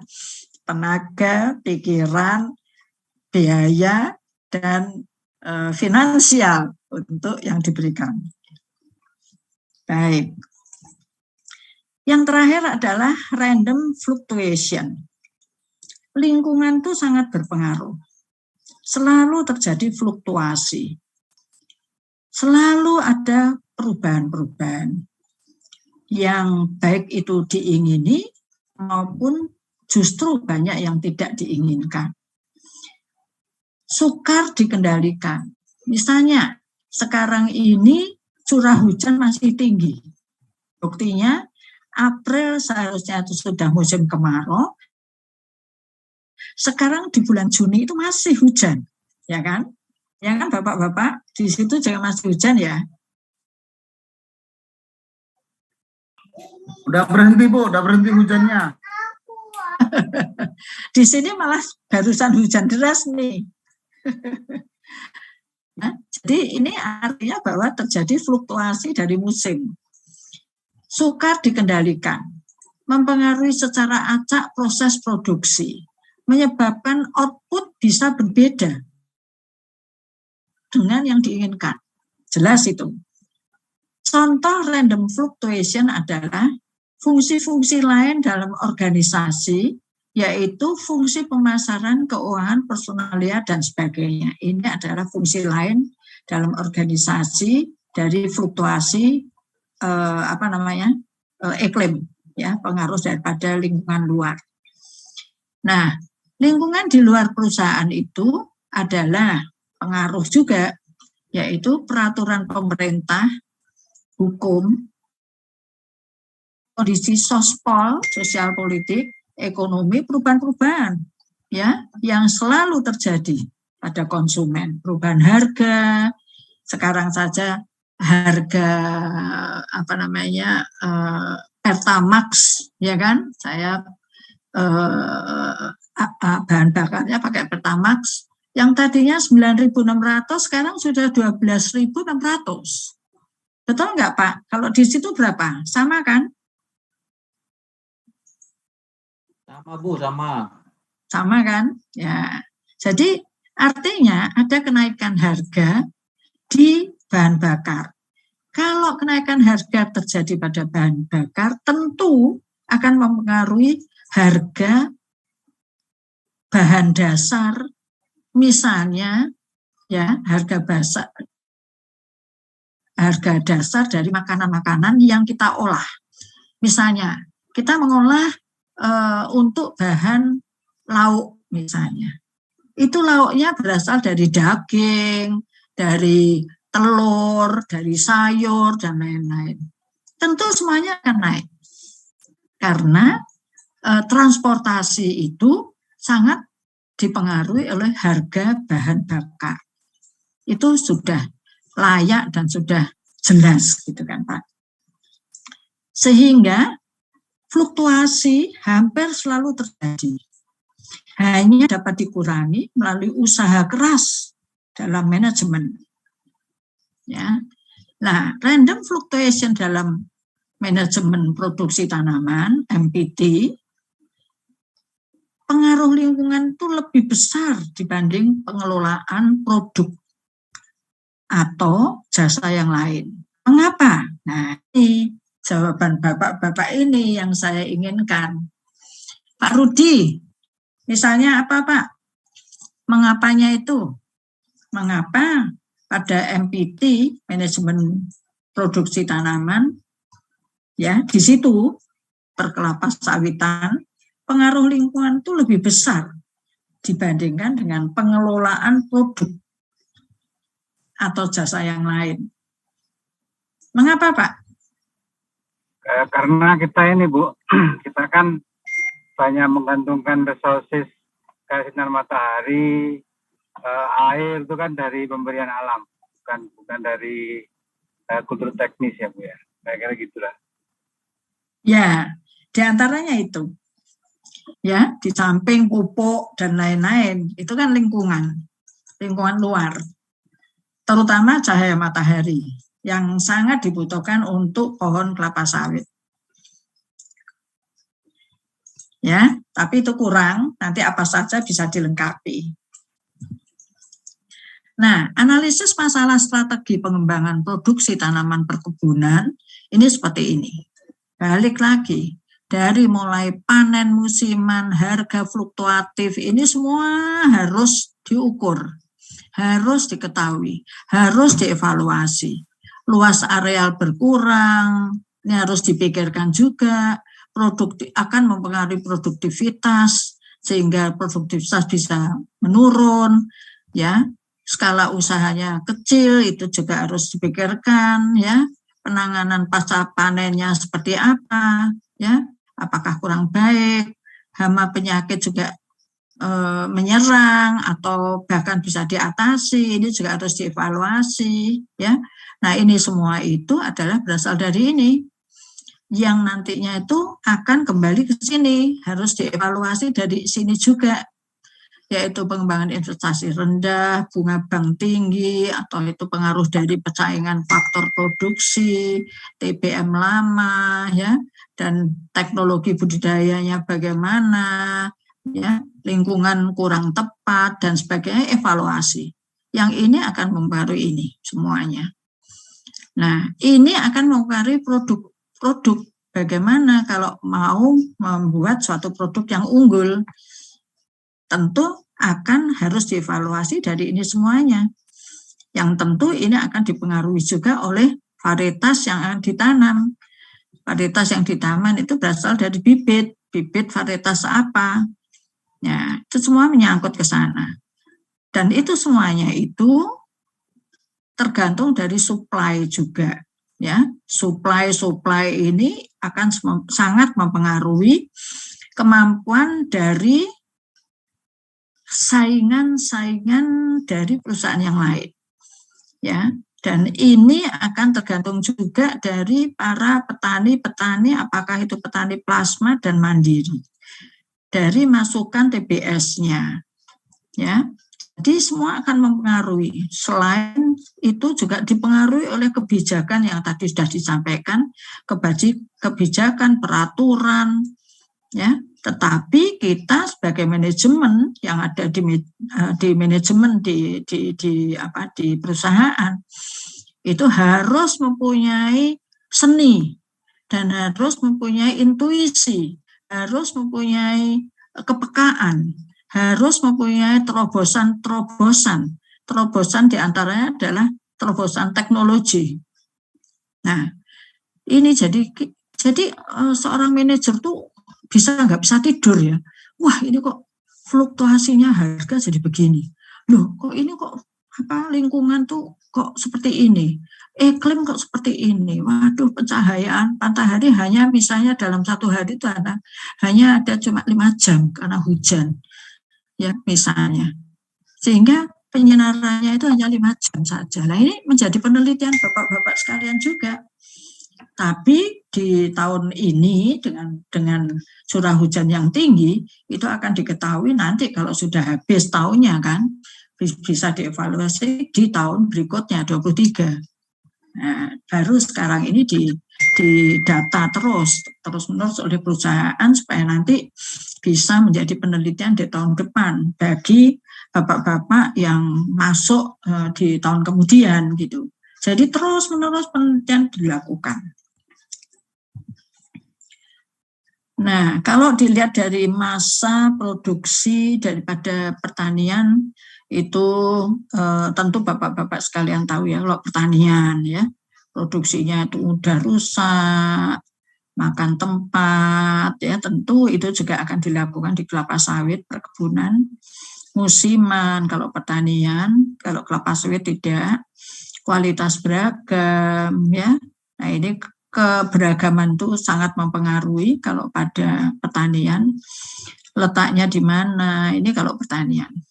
Penanganannya sehingga ini hampir sama dengan perkebunan, ya. Penanganan dan akibatnya yaitu bagaimana penyimpanannya, harus kita punya gudang, pengolahannya bagaimana distribusinya harus cepat, biaya pengangkutan harus diperhitungkan, penyimpanan pengolahannya seperti apa, sortasi, grading, ya, dan standarisasi ini juga diperhatikan. Distribusi pengangkutan pengolahan pasti di kebun juga ada seperti ini, ya. Kemudian konsumsinya adalah kalau segar itu di pertanian, praktis mudah disimpan juga pertanian, ya, selalu tersedia setiap saat itu pertanian, sesuai selera, ya. Dan di perkotaan itu pemasarannya itu pertanian. Ini hanya untuk sebagai pengetahuan saja. Nah, ini adalah macam perencanaan berdasarkan jangka waktu, itu ada perencanaan jangka panjang, planning yang pertama tadi, bisa lebih dari 10 tahun. Misalnya pembangunan kebun untuk usaha baru, pembukaan lahan, perencanaan jangka menengah, kalau 5 tahunan, yaitu yang diperhatikan harus arah usahanya, intensifikasi, rehabilitasi, diversifikasi, perluasan. Jadi rehabilitasi ini kalau tanah-tanahnya itu tidak cocok untuk kelapa sawit, harus direhabilitasi tanahnya, itu butuh tenaga dan pikiran serta biaya yang tinggi. Nah, kemudian perencanaan jangka pendek itu kurang dari 1 tahun. Contohnya adalah RAPB. Ini terus-menerus para akuntan, ahli-ahli itu terus-menerus dievaluasi. Evaluasi yang besar 4 bulanan misalnya, atau setengah tahunan. Harus dirapatkan, rugi enggak, apa yang perlu diperbaiki, gitu ya. Rencana kegiatan dan anggaran perusahaan, RKAP, ini para akuntan ini. Berdasarkan tingkat manajemen, perencanaan strategis dan perencanaan operasional seperti apa? Kalau perencanaan strategis itu bagian dari manajemen strategis. Pelajarannya ada di bab 2. Jadi ada manajemen strategis perkebunan nanti ya, yang memberikan adalah Pak Heri dan Pak Harsa. Nanti saya akan tambah dari UGM, saya baru mencari ini, karena kita perlu dokter dari UGM untuk khususnya untuk manajemen strategi perkebunan. Sekarang itu orang-orang dokter, profesor yang ada di UGM ini angel-angel dicekel ya, susah dicekel karena memang UGM itu juga buka MM ya di Jakarta. Waduh, di sana laris karena pejabat-pejabat tinggi negara juga ikut sekolah di MM UGM di Jakarta sana ya. Kalau perkebunan hanya yang terkenal Instiper ya, S2, S1 itu memang, kalau S2 satu-satunya di Indonesia ya hanya di Instiper, walaupun sekarang ada yang berdiri, tapi ya IPB enggak seperti kita, pendidikannya beda gitu ya. Jadi yang lain-lainnya juga ada jamur, seperti menjamur mendirikan S2, tapi itu sepertinya beda. Nah, ini keuntungan dari kita bahwa dulu saya mendirikan itu satu-satunya di Indonesia. Bahkan waktu saya menghadap Dirjen Dikti, saya bilang, untung dia profesor yang teman ya, jadi saya kenal dia, walaupun dia dari ITS, jadi teknik. Saya bilang, dulu S2 perkebunan itu tidak ada di Indonesia. Lalu saya bilang, bagaimana kalau manajer-manajer yang ada di perkebunan itu lalu ingin meningkatkan SDM-nya, Pak? Kita itu orang pendidikan loh, Pak. Apakah kita tidak membuka lapangan atau suatu pendidikan S2 yang khusus untuk perkebunan? Karena dulu perkebunan tidak masuk di Dikti. Perkebunan itu masuk di bawah Dinas Perkebunan. Dinas Perkebunan tidak berhak untuk mendidik S2 atau S1. Kan gitu. Tetapi sekarang perkebunan Bakri, ada Astra, mungkin BK belum ya. Itu sudah mempunyai akademik Bakri. Waktu itu saya ke sana itu tahun di Bakri, di Pematang Siantar itu diajak Pak Sujai itu tahun 2018. Itu sana sudah punya akademik Bakri, tapi belum terdaftar sebagai dengan kurikulum-kurikulumnya sebagai suatu perguruan tinggi yang vokasi ya. Kalau akademik itu kan vokasi. Jadi masih pendidikannya itu masih intern, yang khususnya untuk perkembangan SDM di Bakri sendiri. Kalau sekarang Astra itu sudah punya pendidikan S1. Nah, kemudian yang lainnya, Sinarmas sudah punya pendidikan S1, S2 belum. Karena S2 untuk bisa berdiri harus mempunyai 4 doktor. 4 doktor yang diakui, dan kemudian yang 2 itu master S2 enggak masalah. Jadi ada 6 Makanya bapak-bapak sekalian ini punya S2 ini suatu keuntungan yang luar biasa loh. Nanti kalau pensiun, bapak-bapak sekalian ini nggak masalah, bisa mengajar S1, bisa mengajar vokasi, D1, D2, D3, D4, bisa mengajar. Sudah punya bekal gitu loh. Ya kan, Pak Rudi, Pak. Jadi Pak Yokananda, Pak lagi nih, saya belum hafal Pak Esanul, ya toh, Pak Marwan, ini siap-siap, cokor-cokor bapak-bapak sekalian, mumpung otaknya masih muda, mumpung masih ada online, setelah lulus S2, lanjut ke S3. Kenapa enggak? S3 bisa, orang lain bisa, aku pasti bisa, gitu Pak. Kalau sudah punya doktor, wah, cara berpikirnya tuh beda. Sangat dibutuhkan oleh perguruan tinggi. Karena untuk mengajar S1, tidak mungkin orang yang lulusan S1. Nggak mungkin. Impossible. Jadi, yang mengajar S1 itu harus punya ijazah S2. Yang mengajar S2 di tempat saya, tidak ada yang S2. Semua harus S3. Lulusan S3 atau doktor. Profesor ada. Kalau itu kan jabatan tertinggi akademik ya kalau profesor. Gitu Pak. Jadi bapak-bapak ini sudah mendahului S2 lebih dulu. Itu suatu kemantapan yang luar biasa. Senang saya. Saya ikut senang Pak. Ya Pak Yokananda, Pak Crosby, ya, Pak Marwan, ini bekal loh, ya toh, bisa untuk contoh putra-putranya besok, ya toh, kamu harus lebih dari aku bisa S2, sekarang kamu harus bisa nyalip apamu, gitu kan. Harus S3 Bu. S3. Anaknya. Anaknya, iya dong, ya. Dan sekarang, iya, jadi dari lulusan S2 kita, saya pamer ya Pak ya, ada Pak Hendra, dia itu dulu konsultan di perusahaan Wilmar dan lain-lain, itu dia sekarang sekolah S3 di Lincoln University, itu alumni kita S2, di Amerika sana. Coba, luar biasa kan? Nah, dia ambil agriculture and horticulture, gitu ya, kalau bahasa Inggrisnya. Coba, dari S2 kita itu. Kemudian ada lagi yang di Malaysia, di University of, lupa saya. Itu dia dari TP, mengambil di Malaysia. Coba loh Pak, yang masuk S3 di UGM, nggak sedikit. Yang sudah lulus dari IPB, ada. Yang lulus dari UGM, ada. Jadi, kenapa tidak bapak-bapak masih muda ini, besok kalau udah lulus, lanjut S3.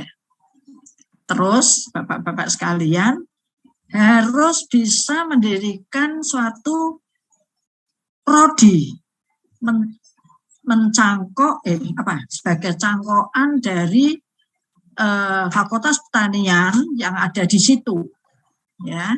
Jadi besok kan ibu kotanya kan di Kalimantan. Jadi nanti bapak-bapak sekalian satu prodi, misalnya prodinya adalah manajemen perkebunan, yang S1 manajemen perkebunan pertanian, manajemen pertanian misalnya ya, itu S1. Kemudian nanti kalau mendirikan manajemen perkebunan S2 levelnya gitu. Wah, bapak-bapak sekalian, kenapa enggak? Semua jadi dosen yang lulusan 11 orang ini gitu loh. Nah, itu seperti mahasiswa saya di Pekanbaru. Sudah mempunyai prodi yang dikelola oleh satu alumni satu lulusan yang bersama-sama. Waktu itu 17 orang yang lulus dari MMP kita. Itu tahun 2000, sekitar 2018-2019 lulusnya.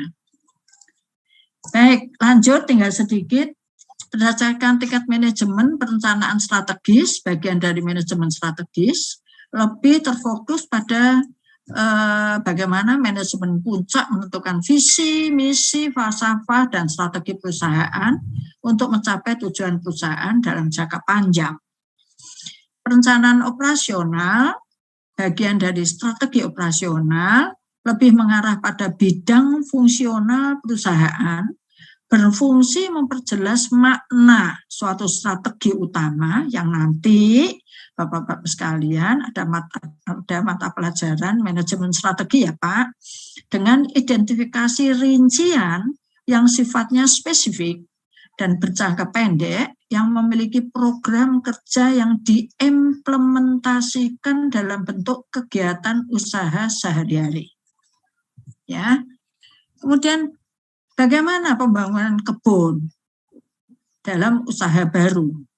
Untuk merencanakan pembangunan kebun harus melalui tahap ini. Wah, ini Bapak-Bapak sekalian sebagai manajer yang sudah tahu lah ya. Pertama, identifikasi proyek.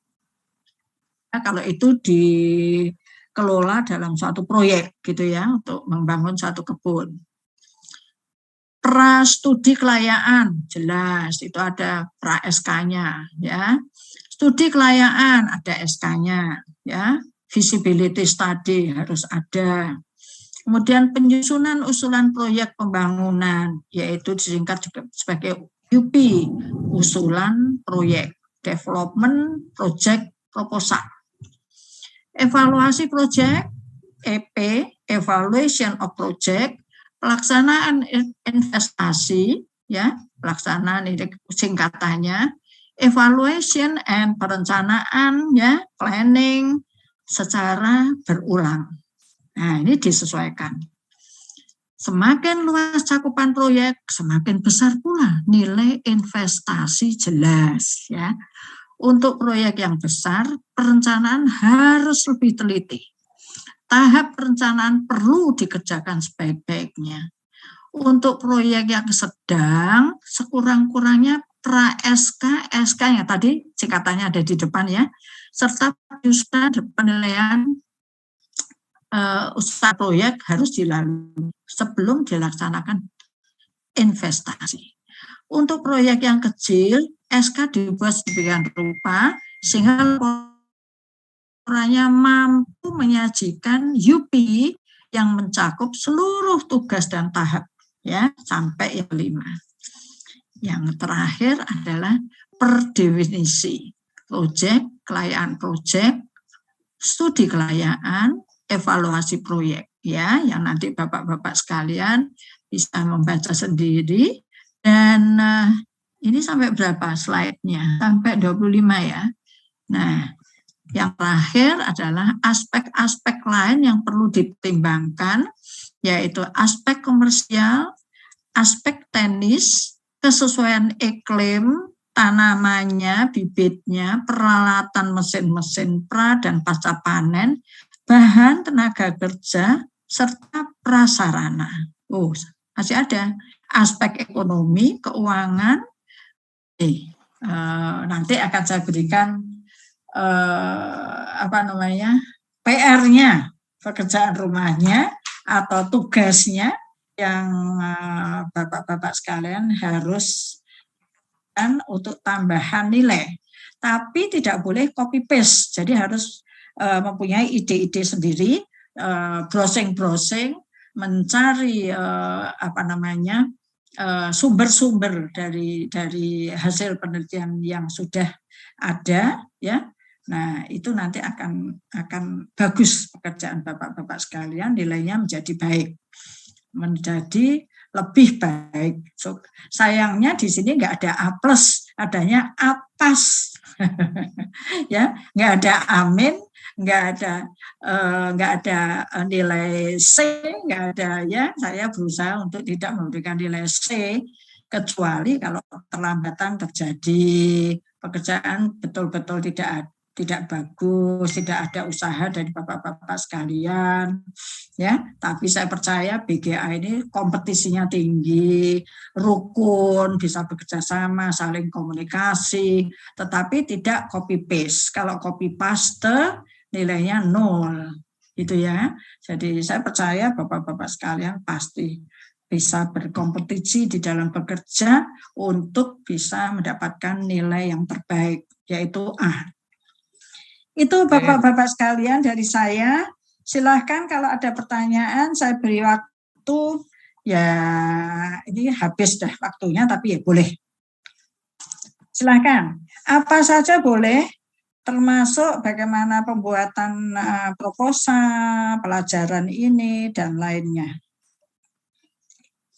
Mari Pak, kita senyum supaya nggak serius.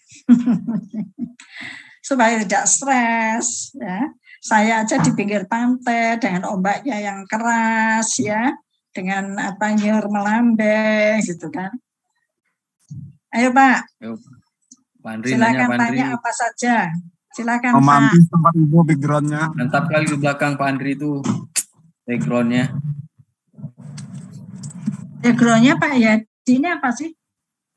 Pak Yadi ini kan dari TP. Iya Pak, iya Bu. TP kan? Oh, banyak iya. Yang dari TP. Kenapa Pak? Pak Crosby, ya? Apa Pak? Yang TP, setahu saya Pak Crosby, saya Bu. Oh iya, Pak Rusdi, Pak Rudi ya? Oh, Pak Rudi enggak tuh? Pak Herlin toh? Ya, oh Pak Crosby, Pak Crosby ya, Pak Crosby, TP, ya. Enggak, di sini juga banyak yang TP Pak. TP bidang ilmu TP nanti untuk mengerjakan tesisnya.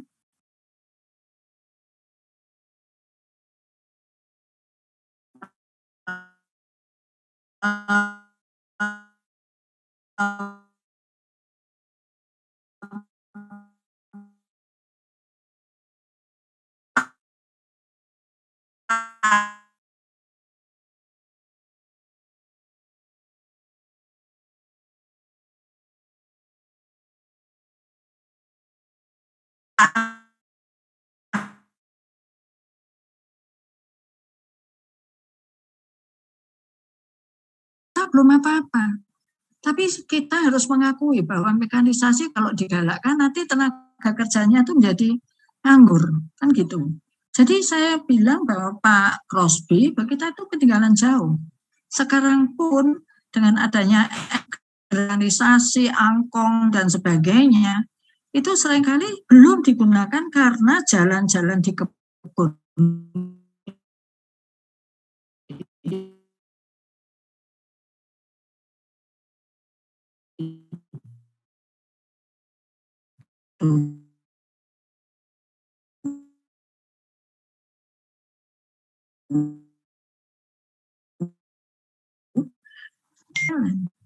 Kalau umpamanya tenaga egrek itu, tenaga panen itu menggunakan egrek mesin, ya itu memang hasilnya bisa lebih bagus karena cepat, ya kan, bisa menghemat tenaga kerja juga. Tetapi belum dipraktekkan. Mungkin alatnya juga kalau alat itu dibeli butuh alat yang banyak. Walaupun over pada panen itu tenaga panen itu banyak.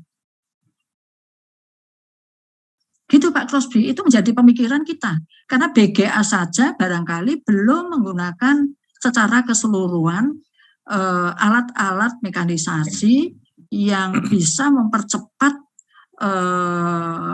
dalam pelaksanaan produktivitas sampai ke produktivitas daripada kelapa sawit. Itu Pak Crosby jawaban saya. Mau tanya nih Bu Prof, mau tanya. Iya. Gini Bu Prof, kan kita mengetahui bahwasannya lahan-lahan yang di Indonesia ini kan yang paling luas masih ada lahan-lahan marginal dan lahan-lahan yang need improvement lah, seperti lahan pasiran atau lahan yang ibaratnya aluvial itu Bu Prof. Kira-kira perkembangan strategi atau ilmu yang sudah terbarukan untuk tahun ini ada nggak Bu Prof? Untuk area-area tersebut Bu Prof? Saya rasa itu sekarang itu perkembangan dari ilmu-ilmu Pak Andri dapat melacak dari hasil-hasil penelitian yang ada di internet sudah disebarluaskan. Tinggal sekarang ketelatenan dari Pak Andri membuka internet. Karena repositore dari hasil tesis dan hasil disertasi S2 dan S3 itu sudah ada semua di repositore yang disebarkan melalui internet. Tinggal sekarang telaten saja Pak. Selain jurnal, hasil penelitian, Bapak bisa membaca di situ. Untuk pengetahuan, sudah ada belum? Itu kan berarti kan pengetahuan. Saya menjelaskannya, kalau secara detail, itu saya belum bisa menjelaskan secara detail dalam pengetahuan penelitian. Jadi laporan penelitian itu harus memang dibaca oleh bapak-bapak yang sebagai manajer ini. Untuk pengetahuan perkembangan dari dunia luar maupun dunia dalam negeri. Sehingga kita tidak ketinggalan, Pak. Nah, kemudian satu lagi Bu Prof, kalau yang namanya kata-kata kita dengar isunya, bahwasanya perkebunan kita di Indonesia ini kenapa tiba-tiba kok kita belajar ke Malaysia. Contohnya kayak saya dulu di Darmek, ya kan mekanisasi belajar ke Malaysia, ke Kuching atau ke kebun-kebun Malaysia. Padahal di Indonesia kan mekanisasi ada lebih hebat lagi Bu Prof, seperti Quick sudah dibuat oleh Instiper kalau nggak salah Bu Prof. Ya. Di Jogja, di Quick kan gitu, seperti itulah Bu Prof. Yang kayak Kubota dibuat oleh Astra kan begitu Bu Prof. Ya. Apa kok masih pandangan itu masih belajar kita, Malaysia lebih unggul daripada kita gitu loh Bu. Ya, itulah kelemahan kita Pak. Manajemen kita belum ke arah yang seperti Malaysia. Itu kelemahan kita. Kenapa kita tidak bisa secepat Malaysia? Padahal zaman dulu saya sekolah, justru Malaysia itu datang ke sini untuk sekolah di Gajah Mada. Setelah itu, untuk melanjutkan S2, karena dia itu kan negara Commonwealth ya, jajahan Inggris toh. Jadi dia punya keuntungan, bahasa Inggrisnya bagus, kan gitu toh. Jadi S2-nya dia sekolah di Inggris. Dulu zaman Mahathir Muhammad sebagai Perdana Menterinya, itu orangnya maju banget. Semua yang sekolah di UGM S1, lulusan-lulusannya, sekolahan semua S2 di Inggris. Sehingga dia mutunya bagus banget pulang balik ke Malaysia. Kita kalah. Itu saya mengalami Pak, karena satu kelas dari satu angkatan saya, 90 orang, yang 15 itu orang Malaysia Pak. Sekarang kita kebalik. Justru kita yang sekolah ke sana. Nah, benar nggak? Pak Andri, termasuk Pak Andri, karena Pak Andri masih muda, gitu kan? Jadi dosen-dosennya Pak Andri itu seumuran saya, seadik-adik kelas saya, itu semua disekolahkan S2, S3-nya di Inggris, kayak gitu loh Pak. Kita kalah, apalagi kita itu perkembangannya itu ya enggak tahu ya, itu kan semua politik masuk, pengaruh politik masuk. Pengaruh lingkungan tadi ya Bu. Pengaruh lingkungan tadi Bu. Apa Pak? Pengaruh lingkungan tadi Bu. Iya. Betul. Oke Bu, makasih banyak Bu. Makasih banyak arahannya, jawabannya Bu. Sama-sama. Jadi sama-sama. Jadi ini generasi bapak-bapak itu harus memperbaiki perilaku yang sangat mempengaruhi lingkungan Ya perilaku itu ya lingkungan itu yang membuat perilakunya menjadi positif dan mempengaruhi perkembangan dari perusahaan kita menjadi lebih maju. Tidak hanya perusahaan, pendidikan, segala sesuatunya. SDM kita itu sebetulnya pinter-pinter loh. Wong namanya sepeda motor aja, yang tadinya itu sepeda motor yang sudah kuno, disulap, mesinnya otak-atik pabrik, ya kan? Termasuk pabrik kelapa sawit, di otak-atik seperti pabrik. Jadi bentor loh. Iya, jadi bentor, jadi apa? Pinter, otaknya pinter. Tapi ya itu tadi, nggak bisa, kedisiplinnya kurang, padahal kepintarannya sudah. Itu tadi Pak kelemahannya. Disiplinnya kita ini kurang. Ya, dilarang merokok, tapi nanti di bawahnya duduk-duduk orang merokok, padahal di atasnya ada tanda dilarang merokok. Nah, itu terjadi di Indonesia. Betul nggak Pak? Terjadi. Ini. Nah, ini Bapak-bapak sekalian yang masih kaum muda ini bisa membandingkan kan, Pak Andri ke Malaysia, saya sudah ke Jepang, walaupun tidak sekolah ya, anak saya di Jepang, saya bisa melihat. Saya dengan profesor Jepang kenalan. Oh begini, oh pendidikan di Jepang kayak begini, disiplinnya luar biasa. Nanti sampai di Amerika, saya juga lihat, ke Thailand, lihat, pendidikan di sini, ke Australia, saya lihat jauh. Sekarang kita yang dekat ke Malaysia, jauh. Jadi, didik ke anak-anak kita, lebih dulu ke keluarga kita, terus ke lingkungan, Pak. Jadi Bapak membawai asisten, membawai askep, membawai ya, misalnya direktur produksi, direktur kan macam-macam. Nah ini pengawasan Pak, jangan lupa. Tapi ya kerja keras. Tinggal sekarang sekto, aku dapatnya gaji berapa sih? Kan gitu. Benar nggak? Kalau kurang ya kita cari yang lain, sambenan apa kan gitu. Sama di kita pendidikan juga gitu. Akhirnya apa? Lari ikut proyeknya yang punyanya Pemda. Jadinya kalau mengajar aja pulang ke kampus itu seperti itu. Kalau di Singapura saja, saya barusan ke Singapura 1 bulan lebih. Menunggu anak saya di rumah sakit, dia harus operasi di sana karena ada kegagalan infeksi di Indonesia, harus dilarikan ke sana. Wah, kalau Singapura disiplin lagi.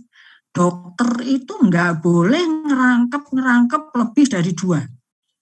Gitu loh Pak. Jadi menangani pasien itu serius. Betul-betul detail. Kalau di Indonesia, anak saya sendiri dokter. Ada 2 anak saya yang dokter. Yang satu nggak kerja karena di luar negeri hidupnya. Yang satu ini dokter mata spesialis, seperti ayahnya, suami saya. Dia praktek di mana-mana. Pasiennya 50 sehari. Gimana tuh? Saya bilang, kalau kamu operasi mata, katarak, glaukom misalnya, dalam keadaan yang capek kayak begitu, pasti hasilnya bisa tidak bagus. Seperti itu loh Pak. Beda dengan Singapura. Singapura yang namanya dokternya anak saya, begitu telitinya. Infus yang harus diinfuskan, infeksi, peralatannya juga canggih, dokternya juga hebat-hebat, karena serius. Nah di tempat kita itu keseriusan ini loh, yang kurang. Ini Pak, makanya Bapak harus pinter, masih muda-muda ini. Harus keluar sana, biar mata kita itu terbelalak. Sehingga anak-anak kita itu harus bisa, paling tidak lihat Singapura. lihat Malaysia. Gitu Pak. Kalau bisa sana lihat Jepang. Kalau bisa sekolahkan ke luar negeri. Anak saya sekolah di Belanda untuk S3-nya, S2, S3-nya itu tambahan uangnya saya kasih, kamu sudah dibeasiswani harus cukup. Mama ngirim cuma sedikit, tapi ada tapinya, tanda petik, kamu bisa mencari tambahan uangnya. Kerja dia. Jadi apa? Tukang cuci piring di restoran. Tukang antar es krim dari ke warung-warung atau ke supermarket kayak gitu. Ya udah. Itu bagus Pak. Nah, jadi makanya bapaknya ini harus jadi pionir untuk anaknya dong. Benar ya Pak? Ya, ini untuk motivasi aja. Ya Bu, anaknya harus lebih baik daripada bapaknya. Betul itu Bu. Anak harus lebih baik dari bapaknya lah, makanya bapaknya sekolahnya harus tinggi supaya dia mau lebih tinggi.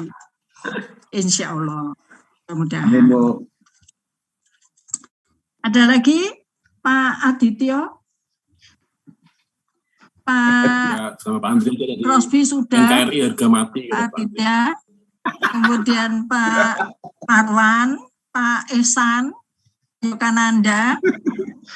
Oh, Pak Yogananda itu ternyata masih muda banget ya. Saya kira itu sudah lebih dari Pak Andri ya. Ternyata ini masih muda banget nih. Pak Yadi, Pak Mas Kuni, nah ini. Nah, kalau Pak Rudi ya sudah Pak Mas Kuni, Pak Rudi senior, ya kan. Tapi masih muda semua nih, Pak Lamjonar, wajah-wajah masih sekitar 30-an. Kalau Pak Yogananda ini masih 20-an lebih ya kali ya. Bu, Bu, kalau saya udah kepala 4 Bu, udah 45 Bu. Masih kepala 4, masih kepala 5, nggak masalah. Ini yang kemarin wisuda Pak Arimbawa, ya, angkatan Bapak kan angkatan 24. Arimbawa dari kelas 24. Bu ya? Pak Arimbawa. Ya, best agro loh dia. Mantap. Dan dia masa studinya lebih atau kurang dari 1,5 tahun lulusnya. Coba, hebat enggak? Dia sebagai sesepuh dari kelas itu. Jadi dari 6 orang yang dari kelasnya Pak Arimbawa ini, hanya 6 orang yang non reguler, tapi yang reguler banyak. Itu yang lulus baru 1 Pak Arimbawa. Luar biasa kan? IP-nya 4 pas. Ya kan? Keren Bu. Itu menjadi contoh ya. Dan alhamdulillah dia juga saya bimbing.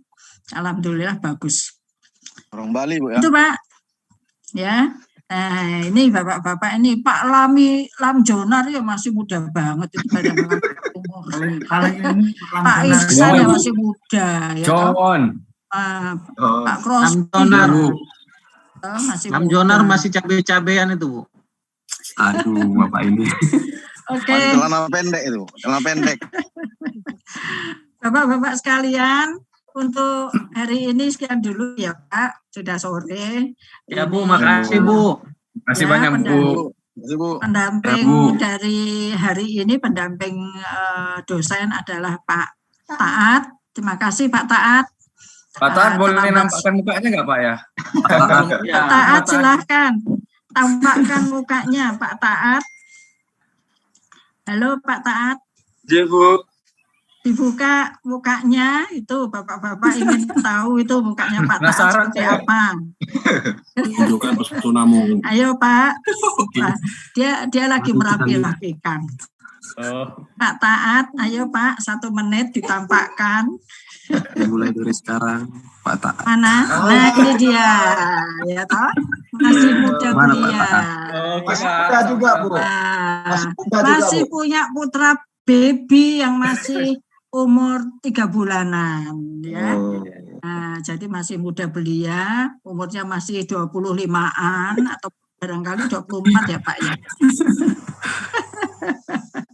Baik Pak, sekian dulu dari saya. Terima kasih. Selamat sore, Ya, Bu. semoga sehat selalu Bu. semuanya. Ya, Bu. Assalamualaikum warahmatullahi wabarakatuh. Terima kasih Ya, Pak Bu. Taat. Sehat selalu, Bu. Amin, amin. Saya tutup Pak.